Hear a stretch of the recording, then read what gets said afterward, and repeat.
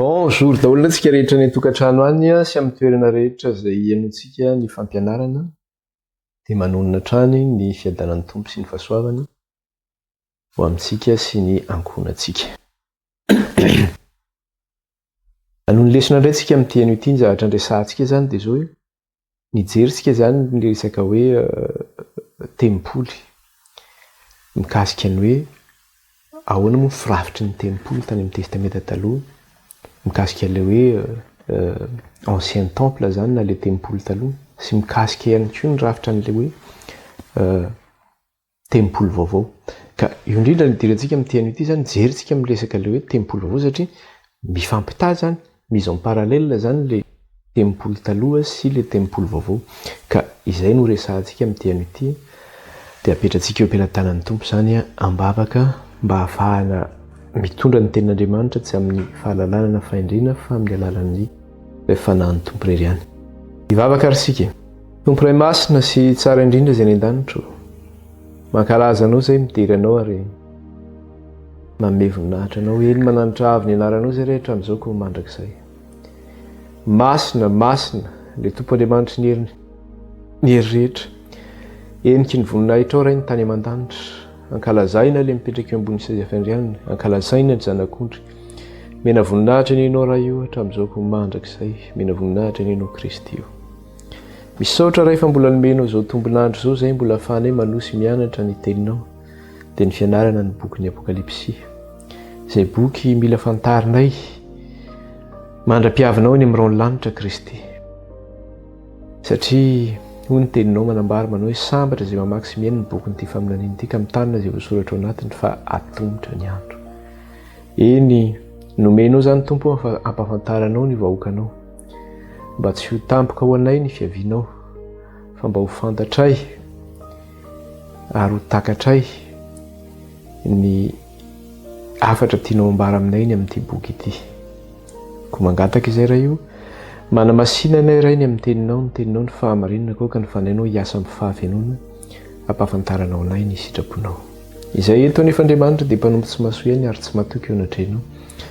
Tsy manana fahamarinana dia kely aza ka dia mifona aminao izay raha io ny amin'ny elokay sy ny tsy fahamarinana rehetra na tamin'ny fiteny na fisainana na fitondrateny ninona mety mbola nalatsaka anay indray tao anatin'izay fotoana zarahanay izay dia fonanay aminao raha ankehitriny mamindrafo aminay ireo mamelany elokainy amin'ny fahotana sy ny tsy fahamarinana rehetra. Koa mangataka aminao izay Jesosy io diovy amin'ny rahanao izay ho afa-pahotana sy asao amin'ny rahanao izay ho afa-keloka. Ao kanefa fanainao raha hitantanay mandrakariva amin'ny fahamarinanao. Fa ny teninao dia manambara manao hoe fa ny marina na afaka nareo tsy ho andevo. Ka raha ny fanainao no tantananay ho amin'ny fahamarinanao dia ny teninao no hanamasina anay. Teraina ny anaranao raha ikalazaina ny anaranao any. Eo ihany koa raha ny amin'izay tsy salama any tokantrano any. Mihaino izao fampianarana izao. Ary indrindra amin'izao fotoana izao dia fotoanan'ny gripa indray izao ary miverina indray ny Covid. Jesosy io manareo izay tratran'ny refo any tokantrano any sy amin'ny toerana izay noana ny fampianarana ny teninao. Indrindra ny Covid izay mitondra kohaka, mitondra sepotra, mitondra arerahana, mitondra tsy fisiana torimaso, aretinan-doha sy zavatra maro samihafa. Ao ihany koa ny aretina maro samihafa izay mahazo any tokantrano any ka mampandamaka. Na tazo mahery io na inona tompo mahazo ny tsirairay avy. Na mety hoe folaka na ratra na vai na mety inona tompo aretina mahazo any na mety kansera aza Jesosy io dia hainao avokoa ny zavatra rehetra. Koa mangataka aminao izay Kristy ho an'ireo izay marary ny tokantrano any ka ninona aretina mahazo ny tokantrano any, inona mety tsy voalazako teo aza kanefa voatonona any amin'ny toerana izay noana izao fianarana amin'ny teninao izao na ametrahana tanana. Dia aoka Jesosy io ianao ny hanasitrana azy ireo noho ny amin'ity hakapoka taminao. Fa hoy ianao manambara manao hoe Kristy ny finoanareo no mahavonjy anareo. Koa mangataka aminao izay Jesosy io aoka re Jesosy le diakapoka taminao no anasitrananao ny aretina rehetra zay voatonona teo sy zay ametrahana tanana na voatonona ny tokantrano any. Aoka ny diakapoka taminao Kristy anasitrana ny aretina rehetra dia ho sitrana zay aretina rehetra Tompo voatonona na nametrahana tanana. Iraina mandrakizay ny anaranao ray, ankalazay ny anaranao ray.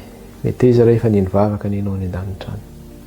Fenao kosa ry devolo Satana sy ny asanao rehetra dia tsy manana anjara tsy manam-pahefana ianao amin'ny fampianarana izao teny izao. Tsy mananjara tsy manam-pahefana ianao amin'ny tokantrano any sy amin'ny fanafianao ny olona izay mihaino izao fampianarana izao. Tsy manan-kery tsy manam-pahefana ianao na amin'ny aretina na amin'ny fanozonana maro samihafa sy ny loza maro samihafa. Fa ny asany devolo hoentina manafika anay na hoentina manafika ny fampianarana, hoentina manafika mihaino izao fampianarana ny tenina izao na amin'ny lafiny dia tsy manan-kery tsy manam-pahefana izany fa levonina noho ny amin'ny rano zanak'ondry sy ny fofinain'i Jesosy. Lasa ny afo mandevona Satana sy ny asany rehetra noho ny amin'ny rano zanak'ondry sy ny fofinain'i Kristy.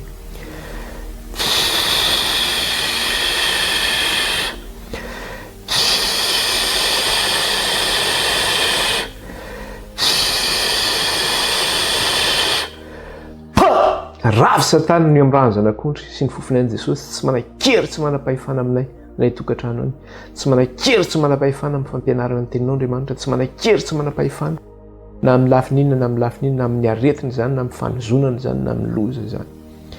Fefa levon'ny Satana ny amin'ny rano zanak'ondry sy ny fofinain'i Jesosy. Dia raina ny anaranao raha io, kalazay ny anaranao. Mena voninahitra ianao raha io hatramin'izao mandrakizay. Halleluia, halleluia. Voninahitra ny eo an'ilay anarany lanitra sy ny tany sy rehetra eo aminy. Voninahitra ny eo an'ny zanak'ondry amin'ny anaran'i Jesosy no nanandrantanay. So vavaka izao re teto anatrainao ka dia mitenena aminay raha io fa voninkain'izay mpanomponao. Amen. Ya, hiroso aritsika ny amin'ny fampianarany. Ny zavatra ataontsika zany sady famotinana ny fanohizana ny lesona amin'ny teny ity dia ho ataontsika zany ilay fampitahana amin'ilay tempoly teoloha zany sy ilay tempoly vaovao zany. Ka fantatsika fa inona moa ilay tempoly teoloha? Ilay tempoly teoloha zany dia zao hoe ilay tabernakely sy ilay tempoly tany amin'ny testamenta taloha zany. Io tempoly tany aloha zany izay nisy ny asany. Ny asany dia zao hoe fampifandraisana ny vahoaka an'Andriamanitra amin'Andriamanitra. Ary nijerentsika teo ny mikasika anazy io zany izay manana tokotany zany izy io dia mifefy ilay tokotany. Dia lamba zany izy io tamin'ny andron'ny Mosesy zany izy io lamba, fa taty amin'ny andron'ny Salomona zany izy io efa natao tamboho zany izy io. Dia raha isika zany izy dia mifefy zany io ny tokotanin'io tempoly io. Dia ny tokotaniny io zany antsoina hoe kianja zany ny antsoina anazy io amin'ny teny gasy na amin'ny teny frantsay izy antsoina hoe parvis zany no iantsoina anazy io. Ary ao anatin'io zany vao miditra zany ianao amin'io kianja io dia ny manatrika n'iny vao manokatra satria tamin'ny andro Mosesy zany lamba ny vavahady dia vao manokatra ny vavahady lamba ity zany ianao dia manatrika anao voalohany io dia ny alitara fandorom-panatitra zany no manatrika anao voalohany io. Dia inona moa ny alitara fandorom-panatitra iny zany amin'ny teny frantsay izy io l'hôtel de sacrifice. Eo no naterana ny zanak'ondry zany aterina atao fanatitra ao an'Andriamanitra na zanak'osy io iny zany no aterina fanatitra ao an'Andriamanitra io. Dia ao aorianan'io alitara fandorom-panatitra io dia eo ny ahitantsika an'io zany le hoe tavy fisasana zany. Eo zany no mpisorona no manasa tanana zany alohany mitsofoka ao amin'ny fitoerana masin'Andriamanitra zany. Dia ao marihana zany fa aorianan'ilay tavy fisasana zany dia hitantsika eo ilay tempoly izany. Ka io tempoly zany mizara anankiroa izy io. Zany hoe ny efitra voalohany zany dia efitra masina ary ny efitra faharoa antsoina hoe efitra masina indrindra. Ilay efitra masina io ny mpisorona afaka mitsofoka ao amin'ny efitra masina io. Fa ao amin'ilay efitra masina indrindra ny mpisorona tsy afaka mitsofoka. Fa ny mpisorona be ihany no afaka mitsofoka ao amin'ilay efitra masina indrindra. Ary rehefa mitsofoka ao ary izy dia indray mandeha isa-taona zany izy no afaka mitsofoka ao manao fanavotana ho an'ny zanak'Israely izany. Zany hoe fanavotana mafao be moa zany no ataony zany eo amin'ny zanak'Israely zany. Zany hoe raha ohatra zany misy voakan'Andriamanitra manota zany dia mitondra biby izy atao fanatitra eo amin'Andriamanitra ao anatin'ny isan'andro zany ianao afaka mitondra zay fanatitra zay zany ho an'izay nanota zany dia mitondra an'izay makeo amin'ny tempolo izy dia manatitra an'izay eo misorona izy dia ny mpisorona manao fanavotana ho azy manatitra n'iny sorona iny eo amin'ilay alitara fandoroam-panatitra fa le mpisorona be indray kosa indray mandeha isa-taona izy manao fanavotana tsy ho an'ny olona anankiray ny anaovana an'izay fa ho an'ny zanak'Israely rehetra no anaovana an'izay zany dia amin'izay fotoana zay izy rehefa indray mandeha isa-taona zay dia amin'izay izy no mitsofoka ao amin'ny efitra masina indrindra ao izy manao fanavotana ho an'ny zanak'Israely zany hoe mitondra ny ran'ilay biby atao fanatitra zany izy dia afafiny iny eo anatrehan'Andriamanitra iny tsy inona no raha tsika ny tokony ho faty zany dia le biby no maty natao fanatitra ho an'Andriamanitra.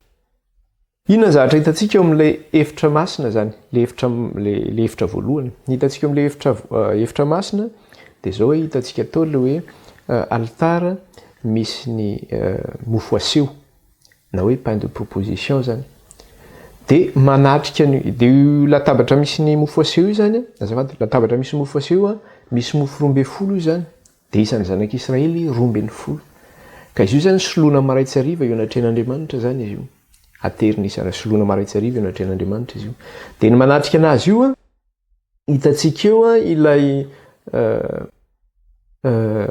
fanaovanjiry volamena fitorantsana izay zany manatrika anazy io ary izy io manazava an'ilay mofo aseo eo anoloany izany dia alohany indray idirana amin'ilay efitra masina indrindra dia misy rideau lamba manasaraka an'ilay efitra masina sy efitra masina indrindra ka io rideau lamba io antsoina hoe efitra lamba no iantsona anazy zany dia alohana mamaky ilay efitra lamba zany dia misy alitara eo zany alitara fandoroana didika azo manitra indray emboka manitra zany no atao eo zany hoe eo zany ny mpisorona manatitra ny vavaky ny olona masina eo anatrehan'Andriamanitra dia ny vahoakan'Andriamanitra izany dia rehefa mamaky ny efitra lamba zany miditra ao amin'ny efitra masina indrindra dia hitantsika eo zany ilay fiaran'ny fanekena i fiaran'ny fanekena io zany vata izy io fa misy filanjana zany izy io zany hoe ireo zavatra hitantsika rehetra teo zany ohatrany hoe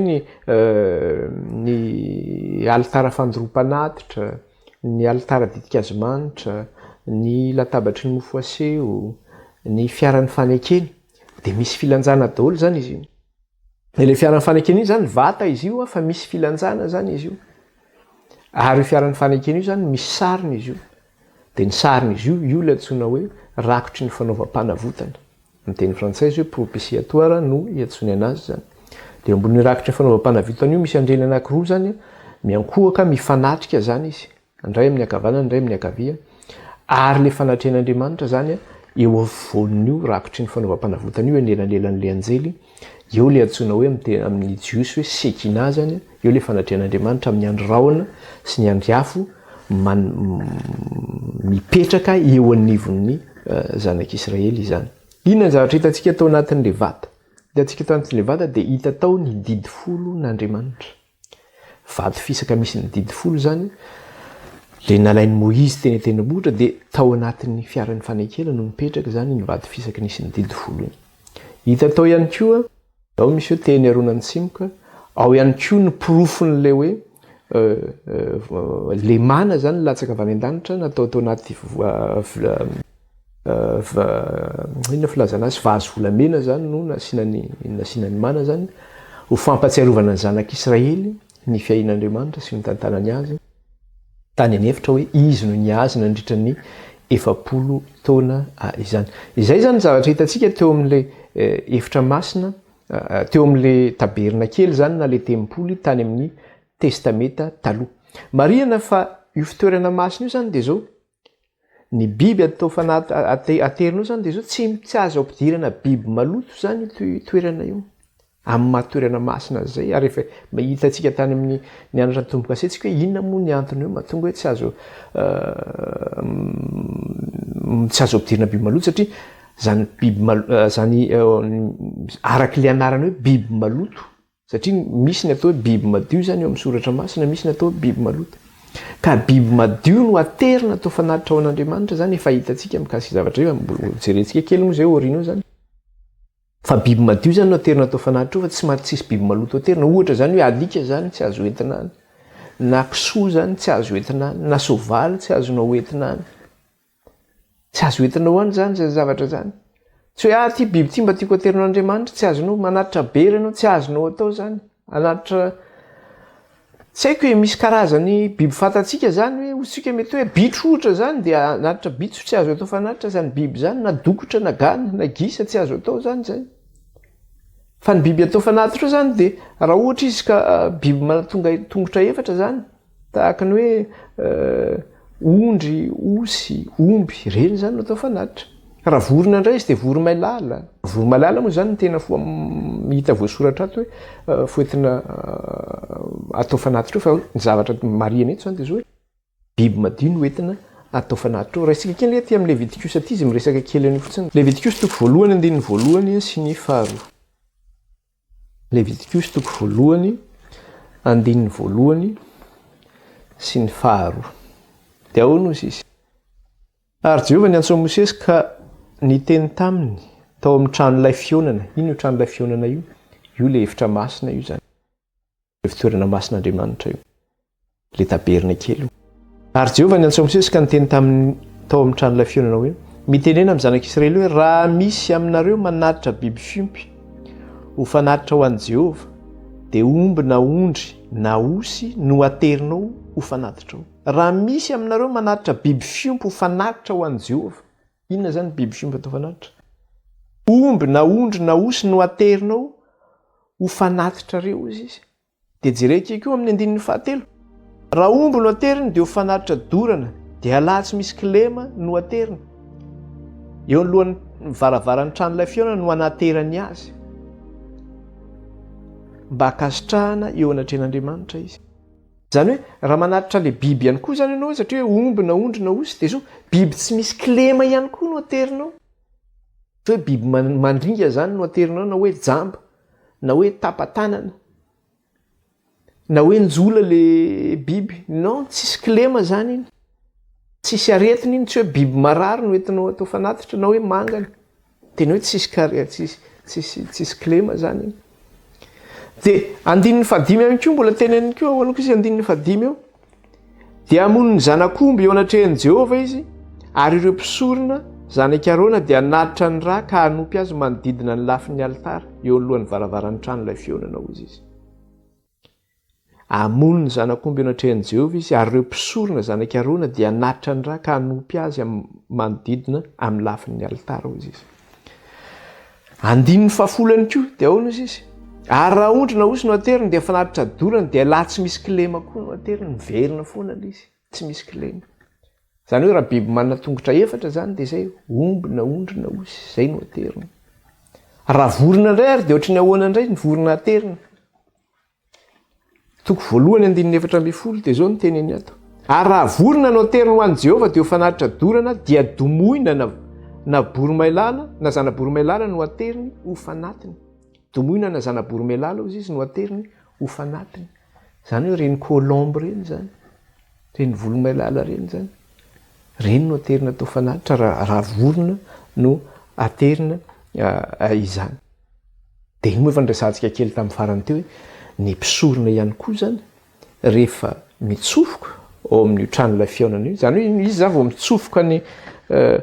mitsofoka le vavahadin'ny kianja izy dia efa masina zany ao anatin'io toerana io zany satria ao no anaterina fanatitra ao an'i Jehovah vao miditra ao zany izy dia efa mitsofoka ao eo anivon'ilay taberna kely zany izy ka raha vao mitsofoka eo zany ny mpisorona dia inona zavatra misy tsy mahazo misotro dovay izy tsy mahazo misotro zavatra mahamamo izy satria nahoana manjary tsy mahay manavaka ny masina sy ny tsy masina ka lasa aroroam-paratsiana ny zavatra atao amin'Andriamanitra dia tsy mety lasa maninona lasa voavetaveta le izy dia tsy mety amin'izay fotoana zay eritrereto hoe mpisorona mamy iny miditra eo kisoa avany no entiny atao fanatitra eo nga fatany hoe ity kisoa avy mamono fotsiny izy tondra ozina ke zany mandoto mametaveta zany le tempolin'Andriamanitra zay zavatra zay Levitikos toko 10 eo kaiky eo antsika andininy fasivy sy ny fahafolo izy miteny an'izay zavatra zay Levitikos toko 10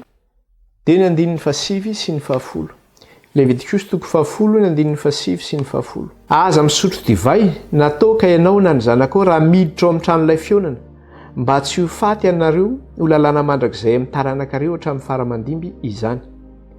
Mba aizanareo manavaka ny masina sy ny tsy masina ary ny madio sy ny tsy madio. Lalàna mandrakizay hatramin'ny taranaka faramandimby izy izany. Mba aizanareo manavaka ny masina sy ny tsy masina. Ndreo dia mametaveta ny tempoly isika amin'izay zavatra zay. Ankehitriny anefa ny dia zao. Izy ary ilay tempolin'Andriamanitra. Isika ilay tempolin'Andriamanitra ankehitriny. Sy fa nianarantsika teto zay. Tsy hoe amin'ny efitra lamba tsondro zany zao na hoe any amin'ny tempoly vato tsony ny tempolin'Andriamanitra. Fa isika nefa ilay tempolin'Andriamanitra velona. Tsy fantatrareo nga ozy izy fa tempolin'ny fanahy masina ianareo ary ny fanahin'Andriamanitra no mitoetra ao anatinareo. Nianarantsika teto zany. Ary rehefa tempolin'ny fanahy masina tsika dia ny fanahy masina mihitsy no manambara manao hoe ho soratako ao am-pony ny lalàko ary ho ataoko ao an-tsaina. Ka io lalàna io zany izay voalaza hoe ho soratan'ilay fanahy masina satria fanahy masina no manambara. Hebreo 10 izy milaza an'izay heverina kely eto fotsiny. Hebreo 10 15 hatramin'ny 17. Hebreo 10 15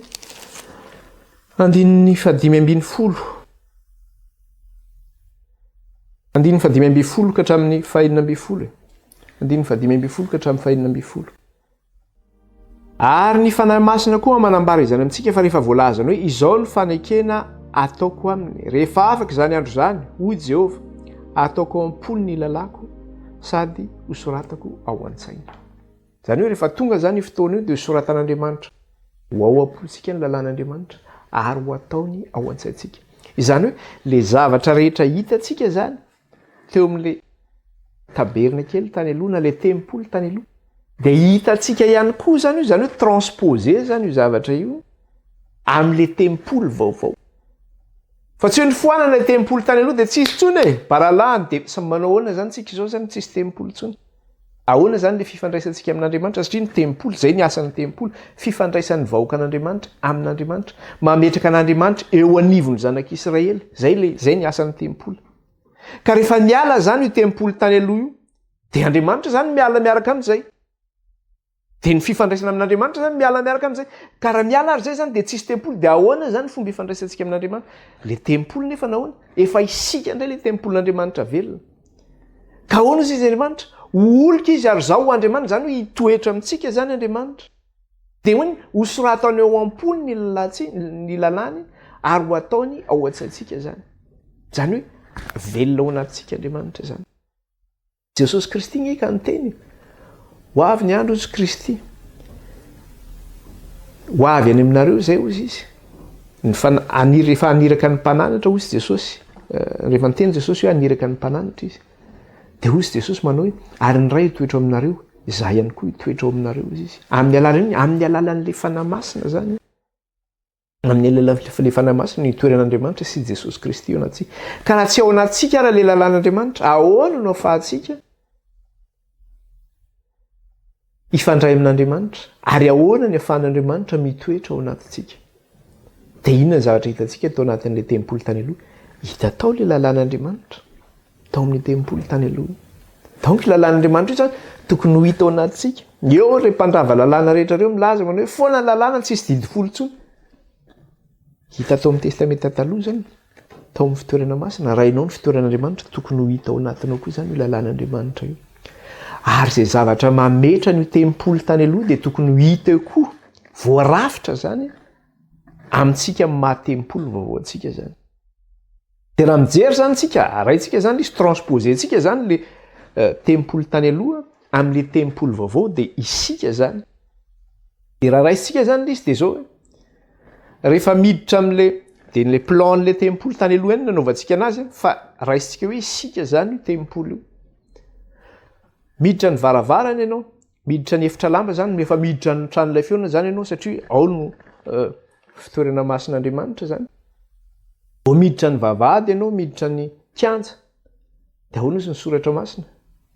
Jesosy manambara manao hoe izao ny lalana sy fahamarinana ary fiainana. Tsy misy mankany amin'iray afa-tsy amin'ny alalako irery ihany. Ny afahantsika zany ho tonga tempolon'Andriamanitra dia zao amin'ny alalan'i Jesosy Kristy any. Ny afahan'Andriamanitra mitoetra ao anatintsika amin'ny alalan'i Jesosy Kristy irery ihany. Io ny zavatra nianarantsika teto manao hoe misy karazana fivavahana be dia be misy manerana an'izao tontolo zao. Boudista io, sintoista io, reo mivavaka amin'ny sampy io, ny na jiosy ary, ny jiosy amin'izao fotoana zao mbola zareo nandahany Jesosy. Na ny Islamy mivavaka amin'ny Allah io dia zao fotsiny mazava le tena. Izao ny lalana sy fahamarinana ary fiainana. Tsy misy makany amin'ny ray afa-tsy amin'ny alalako irery ihany. Reo nefa milaza fa maninona mahafantatra ny ray. Ny musulman malaza malala ny ray hoe le Allah izy Andriamanitra ray. Zay zany hoe ny Andriamanitra nahary ny lanitra sy ny tany. Fa izy tsy mino an'i Jesosy Kristy hoe i Allah tsy miteraka izany hozy izy. Satria Andriamanitra zany antsoiny zareo hoe Allah dia hoe Allah tsy miteraka hozy izy. Manaraka an'izay ihany koa eo ny fivavahana maro samihafa. Ary ny papa mihitsy ara no niteny tamin'izay rehefa nanasan'ireo fivavahana maro samihafa manerana an'izao tontolo zao dia ny papa mihitsy no niteny manao hoe ny fomba mpivavahantsika inge izy samihafa. Fa zao ny bunga hozy izy dia zavatra ray ihany. Andriamanitra ray ihany, tokana ihany ny vavahantsika hozy izy fa ny fomba fivavahana no tsy mitovy fotsiny. Dia Andriamanitra ve nanome lalàna samihafa. Hoe katolika mivavaka amin'ny alahady, ny adventiste mivavaka sabotsy, jiosy mivavaka sabotsy, ny musulman mivavaka zoma satria rehefa tena zoma zareo no mivavaka amin'ny Islama. Ao ny sasany ihany koa ny sampy mety daholo zay andro ivavahana fa rehefa mivavaka any fotsiny io dia mety misy karazany io, samy manao ny azo daholo. Ao ny mivavaka amin'ny sary vongana sy ny sisa sy ny boudista sy ny sisa. Fa Jesosy miteny zany ny lalana sy fahamarinana ary fiainana, tsy misy makany amin'ny ray afa-tsy amin'ny alalako. Rehefa tsy mandray an'i Jesosy Kristy ho tompo sy mpamonjy ny fiainanao zany ianao dia tsy ho tonga ao tempolon'Andriamanitra ianao hitoeran'ny ray sy ny zanaka ao anatinao. Tsy mitoetra ao izy. Satria le tempolon'Andriamanitra, ny tranon'Andriamanitra mampifandray an'Andriamanitra amin'ny olona. Ka raha Jesosy ny lavinao dia eritrereto izay hoe ho tafaray amin'Andriamanitra ve ianao? Mazava nge zany, tsy ho tafaray ianao zany. Mazava be zany. Fa dia izay safidiny antsika iny zany. Fa zay zany mikasika an'iny. Vao tonga tempolon'Andriamanitra dia tsy maintsy mandray an'i Jesosy ianao tombo sy mpamonjy ny fiainanao satria izy ny lalana sy fahamarinana ary fiainana. Rehefa mandray an'i Jesosy ianao tombo sy mpamonjy ny fiainanao dia mandray ny famonjena nataon'i Kristy zany ianao. Inona nefa ny zavatra hitantsika vao miditra eo amin'ny kianjan'ny tempolontsika alitara fandoroam-panatitra. Biby atao sorona no entina natao fanatitra eo amin'ny alitara fandoroam-panatitra io. I Kristy nefany le maty teo amin'ny hazo fijaliana, maty tamin'ny atsasaky ny herinandro, maty 3 andro 3 alina teo akibon'ny tany, nitsangana tamin'ny andro fahatelo, nipetraka eo kavanan'Andriamanitra ray. Nahazo 3 alina sy 3 andro teo akibon'ny tany. I Kristy io sorona ho antsika io. Azahoantsika famonjena. Raha nitondra sorona zanak'Israely, biby atao fanatitra teo amin'ny alitara fandoroam-panatitra io, azahoany famonjena ao anatrehan'Andriamanitra. Iny nefa tandindona ihany iny fa tsy tena mahavonjy iny. Fa ilay tenatena dia Kristy no tonga. Ka izy mihitsy ilay sorona natao fanatitra ao antsika, azahoantsika famonjena. Hitantsika eo amin'ilay fanatitra izay aterina eo zany, hoe iza io Jesosy inonao io, izy io Jesosy raisinao io. Dia le fanatitra aterina eo zany dia le famantarana io. Ilay Jesosy, le sorona nahazo 3 andro sy 3 alina teo akibon'ny tany io. Ilay Jesosy nahazo 3 alina sy 3 andro teo akibon'ny tany. Misy mantsy ny olona izay hoe mino an'i Jesosy izy, fa io Jesosy inono io iza io. Nahazo an'ilay famantarana avy io Jesosy io. Raha fa tsy nahazo an'ilay famantarana koa dia tsy izy io. Satria izay ilay Jesosy, satria Jesosy dia niteny averiko ihany izy fa izy Kristy sandoka sy mpaminany sandoka. Eny fa na dia ny olom-boafidy aza dia ho fitahany. Raha misy miteny aminareo indro ary Kristy aza makany ianareo, indro amin'ny efitrano izy aza mino ianareo. Fa maro no voafitany. Dia mila fantaranao zany hoe izy io Jesosy io. Efa nianarantsika teto zany. Manaraka ny alitara fandoroam-panatitra io, hitantsika eo ihany koa ilay tavy fisasana.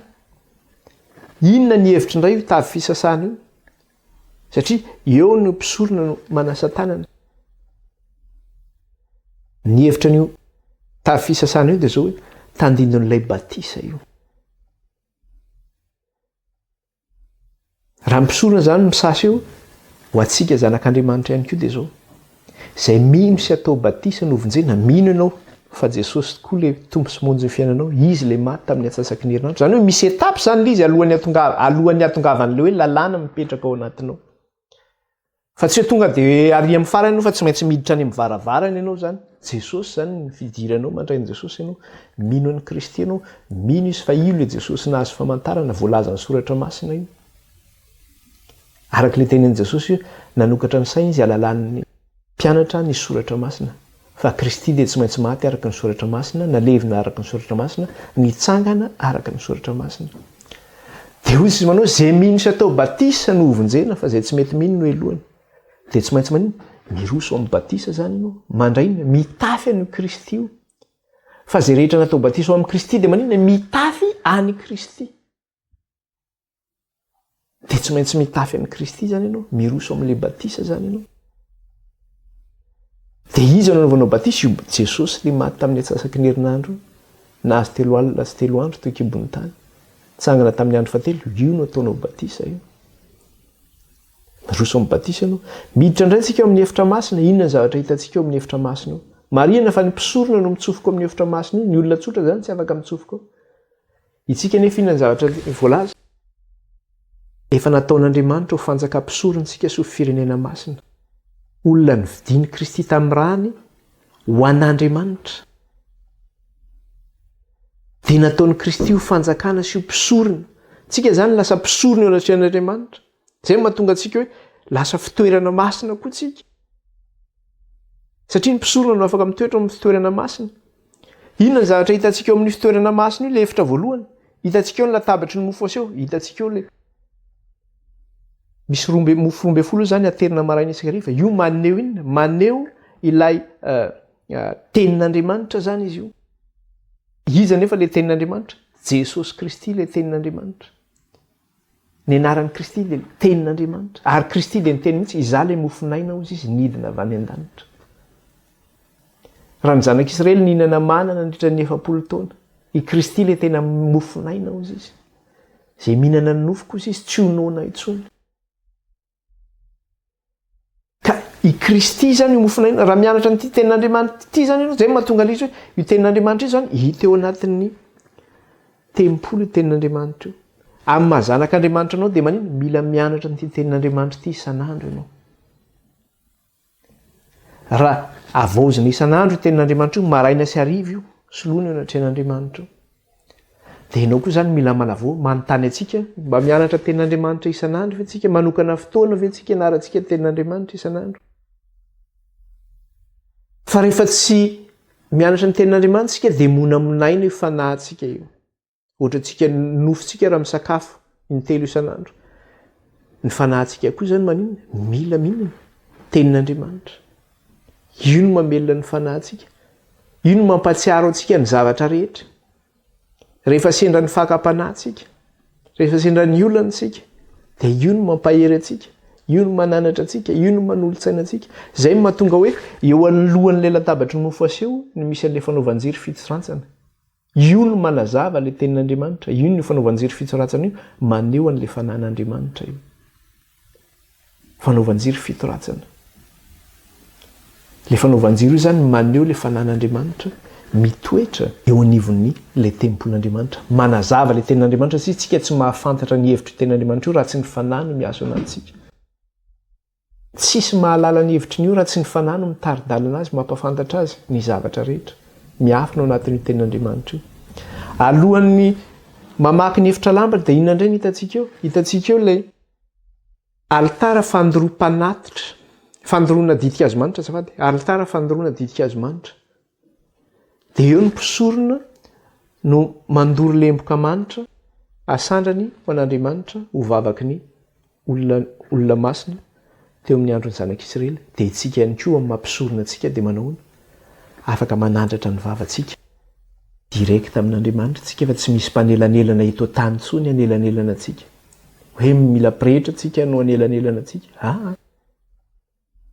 afaka mananitra vavaka direkta amin'Andriamanitra atsika satria nono efa manana mpisorona be tsika mitoetra ao an-tranon'Andriamanitra dia Jesosy Kristy izy no mandray ny fivavahantsika ka manatitra izany eo anatrehan'Andriamanitra ray izany hoe io efitra lamba io zany le rideau lamba manasaraka ny efitra masina sy ny efitra masina indrindra efa tritra zany io amin'izao fotoana zao satria efa afaka miditra mamaky an'io efitra lamba tsika amin'ny alalan'ny rany Jesosy Kristy zay le voalaza hitantsika tamin'ny Hébreu ary ny fanaverina mbeny teto manao hoe ao ka anantona ozy izy tsika ny seza fiandrianana izany hoe ny efitra masina indrindra zany amin'ny fahatokina lehibe ozy izy amin'ny raha marina dia le rany Jesosy Kristy amin'ny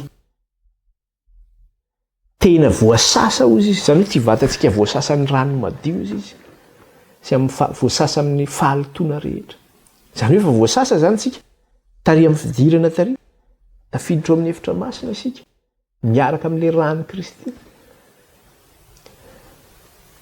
dia iny vavantsika izy zany rehefa sandratsika dia tonga eo anatrehan'Andriamanitra amin'ny alalan'i Jesosy Kristy satria Jesosy Kristy dia mitoetra ao amin'ny efitra masina indrindra miaraka amin'Andriamanitra ray any an-danitra inona ny hita ao amin'ny efitra masina indrindra ao ny seza fiandrianan'Andriamanitra ao eo no mitoetra Andriamanitra eo ihany koa no mitoetra Jesosy Kristy teo amin'ny testamenta taloha izy teo amin'ny fanaovam-panavotana ny fanatrehan'Andriamanitra ary teo amin'ny testamenta taloha izy dia hoe izaho onona eo aminy izy ho Andriamanina aho ary izy oloko dia amin'izao fotoana izao ihany koa rehefa voasoratra ao am-pontsika ny lalàn'Andriamanitra so tsaiko dia hoana izy Andriamanitra oloko izy ary izaho ho Andriamanina ozy izy dia mitoetra ao anatintsika ihany koa zany Andriamanitra mitoetra ao anatintsika izy aoko masina ianareo satria masina ho Jehovah Andriamanitra eo amin'ny masina antsika dia Andriamanitra zany mitoetra ao anatintsika zay mahatonga hoe tempolo ny fanamasina ary miteny mihitsy ny tenin'Andriamanitra manambara manao hoe tsy tompony tenantsika isika fa an'Andriamanitra itsika ny vatantsika izy hoe votre corps appartient à Dieu izy izy zany hoe an'Andriamanitra ty vatantsika ty zany satria le tempolon'Andriamanitra no mitoetra ao anatintsika inona ny hita ao anatin'io tempolo ao amin'ny efitra masina indrindra hita ao le lalàn'Andriamanitra tsy anampiana tsy analana le vato fisaky ny didy folo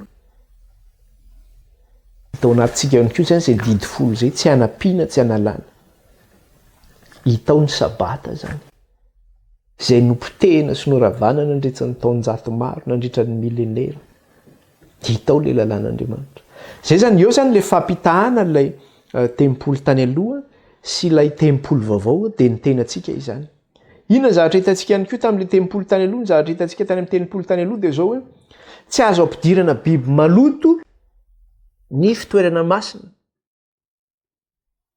fa biby madio no entina manao hoentinao amin'ny fitoerana masina io dia jereo ihany koa fa ny zavatra misy dia zao ny anarantsika tany amin'ny tombo-kase rehefa navan'Andriamanitra ny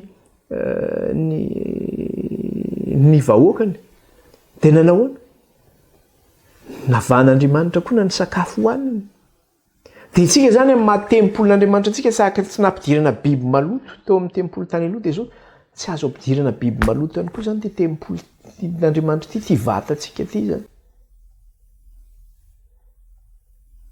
raha ny mpisorona tsy mihinana zavatra mahamamo misotro zavatra mahamamo satria tsy mahay manavaka ny masina sy ny tsy masina dia eo ihany koa mivahoaka an'Andriamanitra zany dia zao mila manamasy tena ihany koa sao dia zanak'Andriamanitra mpisotro toaka ko mamy ery amin'ny tatatra ery ahoana ny ilazanao zanak'Andriamanitra amin'izany tsy mifady zany mba tsy hanimbazimbana le tempolon'Andriamanitra mila mifady zavatra mahamamo zavatra mety manimba ny tempolon'Andriamanitra tsy ozy Andriamanitra zay manimba ny tempolon'Andriamanitra dia mba ho sombain'Andriamanitra koa izy inona ny zavatra mety manimba ny tempolon'Andriamanitra ke betsaka io tsy voatery mety zavatra mahamamo ihany fa ohatran'ireny olona le zavatra misotro kafe ireny zao dia efa tsy misotro kafe iny izy dia mangovongovotra ny tanany iny tsy mahazo aina manimba tempolon'Andriamanitra zany ianao ve zanak'Andriamanitra tempolo fanamasina dia manao an'izao no satria tsy ampy kafe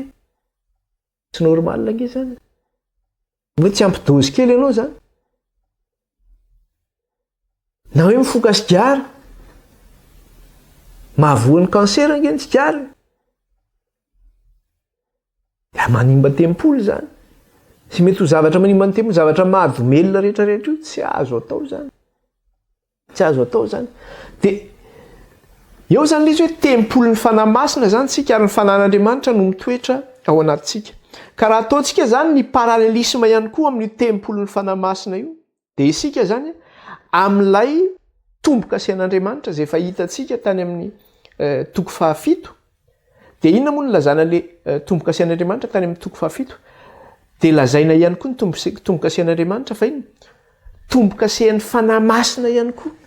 Lazaina koa le tombo-kasian'Andriamanitra fa tombo-kasian'ny fanahy masina.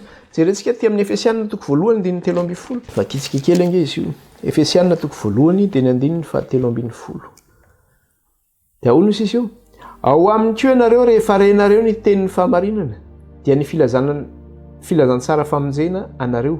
Eny eo amin'ny koa ianareo rehefa nino no nasiana tombo-kase tamin'ny fanahy masina araka ny teny fikasana. Averiko. Ao amin'ny koa ianareo rehefa renareo ny tenin'ny fahamarinana dia ny filazantsara famonjena anareo. Eny ao amin'ny koa ianareo rehefa nino no nasiana tombo-kase tamin'ny fanahy masina araka ny teny fikasana. Nasiana tombo-kase ny fanahy masina araka ny teny fikasana. Ny anarantsika io tany amin'ny toko fahafito. Fa ireo zany le tombo-kasen'ny fanahy masina io sy le tempolon'ny fanahy masina zany de zavatra ray zany resahan'ireo zavatra reo. Zavatra ray zany reo. Fa tsy hoe zavatra samihafa reo. Satria ny zavatra hitantsika eo amin'le tempolon'ny fanahy masina zany de io ihany ny zavatra hitantsika tao anatin'le tombo-kase zay ny anarantsika. De inona ny zavatra hitantsika eo amin'le tombo-kasen'ny fanahy masina? Hitantsika tao anatin'ny tombo-kasen'ny fanahy masina voalohany aloha de inona ny centre de gravité io na hoe ny mameno an'io zany de ny tenin'Andriamanitra no mifeny io. Ao anatin'ny tenin'Andriamanitra zany ny fototra an'izy io. Tenin'Andriamanitra ny fototra an'io tombo-kasen'ny fanahy masina io. De inona ny hitantsika eo anatin'izany? Hitantsika tao ny apafolo-karena. Ao amin'ny tempoly tany alohantsika aiza ny manatitra ny fahafolo-karena? Ao amin'ny fitoerana masina no naterana ny fahafolo-karena. Ary zany fahafolo-karena zany de famantarana fa Jehovah no nahary ny lanitra sy ny tany. Mbola jerentsika ihany fa satria fitiantsika io mikasika an'io zavatra io zany.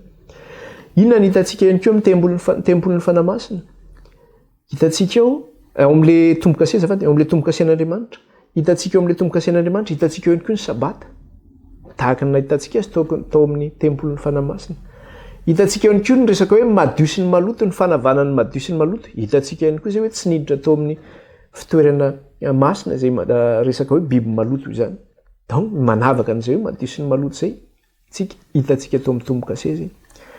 Hitantsika ihany koa le rany zanak'ondry tary amin'ny tombo-kase. Hitantsika teo amin'le tempolon'ny fanahy masina ihany koa zay.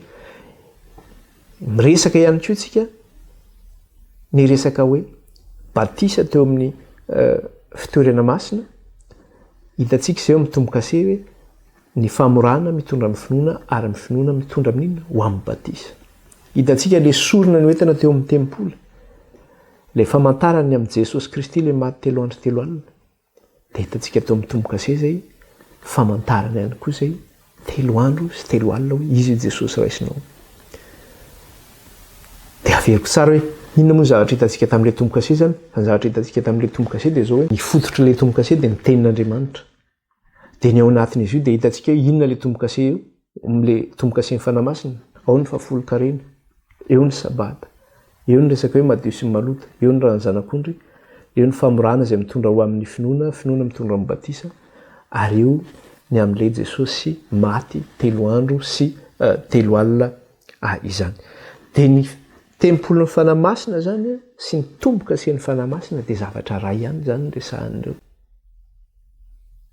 Miaraka zany reo fa tsy misaraka zany reo. Ka eo zany zavatra hita zany de zao hoe hitantsika zany ny refin'le tempoly zany. Satria ny zavatra ianarantsika eto de hoe mandrefy ny tempoly. Nomenan'ny Jaona ny fandrefesana ny tempoly. Hoe refeso ny tempoly ka isao zay mivavaka ho aminy. De rehefa nyrefesina ny tempoly, inona ny zavatra hita tao zany? Ny zavatra hitantsika tao amin'le fitoerana masina zany iny ihany ny hitantsika ao amin'ilay tombo-kase. Araka ilay tenena teo fa folo-karena, ny sabata, ny madio sy ny maloto, ny famorana, ny finoana, batisa, 3 andro sy 3 alina. Ka ny fanontaniana zany izay mipetraka dia izao manao hoe hita ho amintsika ary ve io refin'ny tempolo io. Ho antsika izay miaino izao fampianarana izao zany dia izao hoe hita ao anatintsika raha ve io refin'ny tempolo io, io fandrefesana ny tempolo izay nentina teto io, izay tombo-kasen'ny fanamasina. Ary ao anatin'ilay faritany ve tsika, ao anatin'ilay borina ve tsika, ilay tempolon'Andriamanitra, sa ny ivelan'ilay borina ny tempolon'Andriamanitra? Hoe ao anatin'ilay faritany ny tempolon'Andriamanitra ve tsika, sa ivelan'ny faritany ny tempolon'Andriamanitra? Raha ohatra zany tsika tsy ao anatin'ilay borina n'ilay tempolon'Andriamanitra na ilay faritany ny tempolon'Andriamanitra dia izao anisan'ireo mpamindra faritany tsika zany, anisan'ilay mpamindra fefitsika zany. Satria nahoana mandeha amin'izay filatsika sy fanindritsika fotsiny tsika hoe inona ny didy tiako arahana dia izay fotsiny arahantsika, dia ity tsy arahako ity fa tsy metimety amin'ny fiainako dia tsy manaraka, dia fanontaniana mipetraka. Mbo ve tsy zany daholo ny ataon'ny fiangonana ankabeazany amin'izao fotoana izao? Tsy mpamindra faritany daholo ve? Tsy manaraka ny refin' Jehova io hoe ty araka ny tokony ho izy. Nandrefy teo, inona ny zavatra hitantsika teo amin'ny tempolo teo? Iny ihany nefa n'izao, iny ihany no hitantsika teo amin'ilay tombo-kasen'ny fanamasina. Ho an'ireo izay mpamindra faritany, inona ny zavatra misy amin'izy ireo? Hita ao ny resaka hoe tradition, na hoe ny fomba-pivavahana, ny fomba fiangonana. Misy fampianarana mihitsy ara tsy araka ny soratra masina. Za zao nieny tamin'ny herinandro teo, tamin'ny nijery télé dia tao amin'ny mission ilay izy tamin'ny misy amin'ny Madagasikara any, mety ohatran'ny ho antsika izay mijery câble reny mahita ilay izy, tao amin'ny CNews nisy an'ilay vaovao. Dia ny zavatra resahana teo miresaka ilay hoe eto Frantsa hozy izy c'est le pays de Marie. Zay ny teneniny azy, c'est le pays de Marie hozy izy hoe tanànan'ny Marie la Frantsa hozy izy. Maninona? Satria miresaka momba ny Marie be dia be eto Frantsa zany. Ohatra zao hoe tany Lourdes. Dia amin'ilay nisehoan'i Marie, tsy haiko le Fatima ny anarany raha tsy diso dia nipoitra tany i Maria, dia lasa misy pèlerinage be mankany Lourdes. Dia nisy pretra ny teny teo, nanao témoignage izy zany. Dia témoignage ny ataony inona hozy izy ny atao hoe tenin'Andriamanitra. Manazava zany izy ny atao hoe tenin'Andriamanitra. Inona ny atao hoe tenin'Andriamanitra hozy izy dia ny Saintes Écritures hozy izy miaraka amin'ny tradition. Zay hozy izy no ampianarana anay any amin'ny séminaire hoe zay ny atao hoe tenin'Andriamanitra. Zany ve ny atao hoe tenin'Andriamanitra? Dia zay zany. Ny atao hoe tenin'Andriamanitra zany dia ny Saintes Écritures sy ny tradition. Zay ny atao hoe inona ny tradition? Tradition dia zao mivavaka amin'ny olona masina. Tradition mivavaka amin'ny relika. Tradition zany tradition daholo zany rehetrarehetra zany. Dia zay zany voany amin'ny base zany ianao dia zay ny base ianarana any dia normalina be raha mampianatra an'izay zany izy aty aoriana. Raha ohatra zany ianao mandany izay base zay dia efa tsy lasa pretra zany ianao aloha voalohany indrindra zany. Matoa ianao manaiky an'izay dia pretra zany ianao. Zay zany ilay izy. Fa inona ny atao hoe tenin'Andriamanitra? Ahoana hozy izy Kristy? Ny finoana dia ny toriteny, ary ny toriteny dia ny tenin'i Kristy hozy izy. Inona zany? Jesosy Kristy io, ny fampianarana noentin'i Kristy io. Ahoana Jesosy? Izaho sy ny ray dia iray ihany hozy izy. Tahaka ny tandremako ny didiny ray, no ako tandremanareo ny didiko ihany koa hozy izy Jesosy Kristy. Dia ahoana koa izy ny apôstôly taty aoriana rehefa tsy teo intsony Kristy? Hozy ny apôstôly Paoly, manahafa aho hozy izy tahaka izay nampianarana. Inona nampianarana ny apôstôly Paoly? Fa Kristy dia maty araka ny soratra masina. nalevona araka ny soratra masina, nitsangana araka ny soratra masina tamin'ny andro fahatelo. Zany nampianarin'ny apôstôly Paoly. Fampianarin'ny Eglizy Jesosy maty azoma, nitsangana amin'ny andro alahady araka ny tradition. Tsy mitovy ange zany. Ny soratra masina, inona ny voalaza ny soratra masina raha miteny ny Eglizy manao hoe ny atao hoe soratra, ny atao hoe soratra masina, ny atao hoe tenin'Andriamanitra hozy izy dia ny écriture sy ny tradition. Aiza le Jesosy maty amin'ny atsasaky ny herinandro, maty 3 andro 3 alina, tsangana amin'ny andro fahatelo. Aiza zany? Aiza le tenin'Andriamanitra ao amin'ny didy 10 manambara manao hoe aza manao sarin-javatra voasikitra ao ianareo ikofonareo enatreny. Na sary amin'ny zavatra ambony na sary amin'ny zavatra ety ambany ozy izy.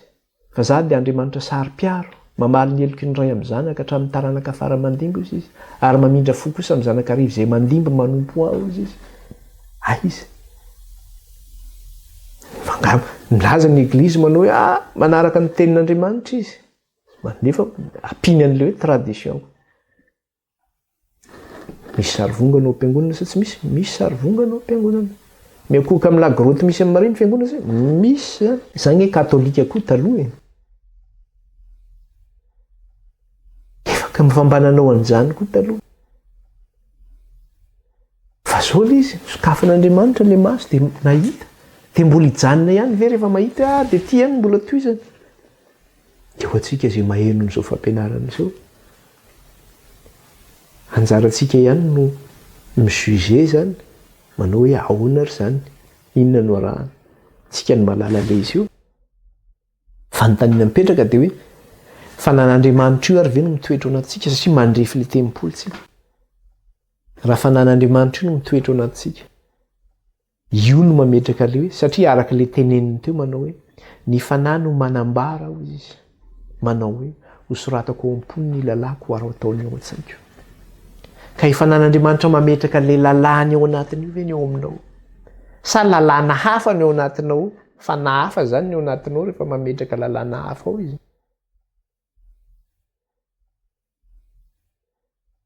Le Jesosy maty araka ny soratra masina ve io? Le batisa nataonao ve le batisa araka ny soratra masina koa fa tsy araka le tradition nyresantsika teo? Satria zany eo anatin'le tradition daholo zany hoe ny zazakely atao batisa dia araina le rano iny dia afafy eo amin'ny lohany io. Zay tsy fomban'ny Eglizy zay. Fa raha ny soratra masina ny jerena dia manao any? Alaina ny olona anankiray, adulte ny atao batisa, olon-dehibe, ajoboka ao anaty rano iny miarana levona amin'ny Kristy, maka ny endriky ny nahafatesan'ny Kristy, mba hitsangana antsika amin'ny fiainam-baovao tahaka ny tsanganan'i Kristy tamin'ny voninahitry ny ray. Efa lasa ny zavatra taloha, indro fa tonga vaovao ankehitriny. Ka raha hotsofina zany ny trompetra fahafito, satria tsika zany zao mbola tsy tonga ny amin'ny trompetra fahafito tsika. Rehefa hotsofina zany ny trompetra fahafito dia zao hoe tsy maintsy refesina zany ny tempoly. Tsy maintsy refesina zany io tempoly io. Mba hahafantarana hoe ao anatin'ny maridrefy itsika, ao anatin'le tena refy marina mety. Zany ho misy fiangonana zay, dia ninko antsika le izy io hoe nitazona ny fahamarinana zany fiangonana zany. Ary naverimberina tao amin'izany fiangonana zany tany am-boalohany tena hoe maridrefy, mpiray fanantenana. Fa zany maridrefy zany amin'izao efa tsy resahana intsony satria nahoana? Efa anisan'le namindra faritany ireo. Tsy ao anatin'le refy intsony dia tsy resahana intsony le maridrefy. Na ny fomba fitandremana n'izany sabata zany intsony dia efa tenenina mihitsy amin'le fiangonana manao efa tsy zany intsony zao e. Satria le refy efa miova. Efa misy refy vaovao zany mipetraka eo. Dia efa lasa le tradition koa. Satria zay le refy vaovao, le tradition zany io le fomba io lasa fomba mpiangonana zany. Hoe tradition lasa mibahana zany amin'le fiangonana. Ka zay zany le izy hoe alohany zany itsofana ny trompetra fahafito dia mila voarefy ny voaka an'Andriamanitra. Zay mahatonga ny jaune tenenina manao hoe refeso ny tempoly ka isao izay mivavaka ao aminy. ary ho an'ny olona rehetra zay mandray zao fampianarana zao zany dia tsy afaka manambara izy manao hoe zay tsy naheno amin'izany fa ankehitriny efa henontsika zany tsy afa miala amin'izany tsika tsy afaka miala amin'izany tsika zay no lesitsika amin'ity tapany marain'ity toy izy antsika miresina lesona ariva indray nitoean'izay lesona zay zany vavaka sika hisaotra an'Andriamanitra ary Jehovah Andriamanitra raha io misaotra anao zay raha afaka niara-nianatra sy nandinika ny teninao misaotra tompo fa tsy tamin'ny herin'ny tenana ny tanjaka tamin'ny herin'ny fanahinao rery ihany dia iraina mandrakizay ny anaranao raha io ankalazay ny anaranao any amin'ny anaran'i Jesosy tompo nanandratanay sy nanonanay izao vavaka sao ray teto anatrehinao alleloia amen dia ho tain'Andriamanitra tsika rehetra baibai daholo indray dia toizantsika amin'ny tapany arivo izay